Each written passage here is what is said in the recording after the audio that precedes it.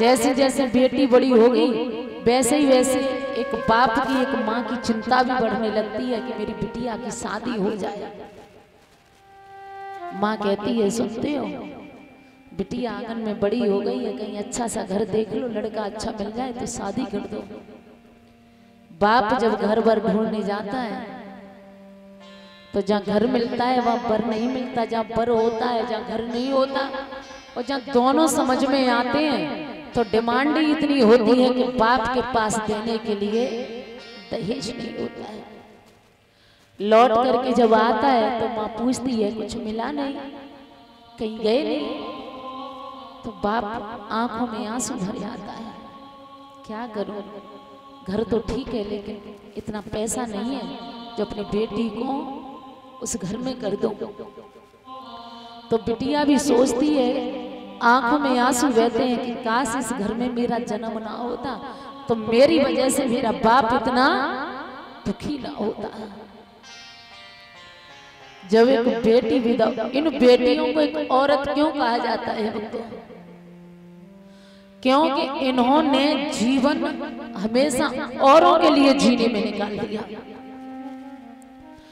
क्योंकि जब जन्म हुआ तो माँ बाप के आंगन में खेलने लगे, कभी दिमाग में ही नहीं आया कि हमें एक दिन ये घर छोड़ना है, हमें यहाँ से जाना है। अपने भाई के लिए, अपने माँ बाप के लिए जीना मरना शुरू कर दिया। बाप कहीं से आएगा और कहा बेटी पानी दे दो, तो चाय भले ही दिन में काम करके बिटिया थक गई है लेकिन बाप से कभी ये नहीं कहा कि तुम अपने आप ले लो। दौड़ करके गई, पानी को दिया, माँ का घर में हाथ बटाया, बचपन निकल गया। जब शादी हुई तो बिटिया ससुराल गई तो अपने सास ससुर और पति के लिए जीना मरना शुरू कर दिया। उसके साथ साथ ये बेटी माँ बनी तो अपनी औलाद के लिए जीना शुरू कर दिया। बच्चा इधर गीला करता है तो ठंड कड़ाके की ठंड में माँ गीले में सो जाएगी, बच्चे को सूखे में कर देगी। इधर भी गीला कर लेगा तो वो माँ सारी रात खुद गीले में सोएगी, लेकिन बच्चे को तो छाती पर लिटाती है कि मेरे बच्चा बीमार न हो जाए। क्या वो ये कभी सोचती है कि यही बच्चा मुझे बुढ़ापे में रोटी नहीं देगा? एक बाप के यहाँ, एक भाई के यहाँ एक बिटिया हमेशा रहती है। जब शादी होती है ना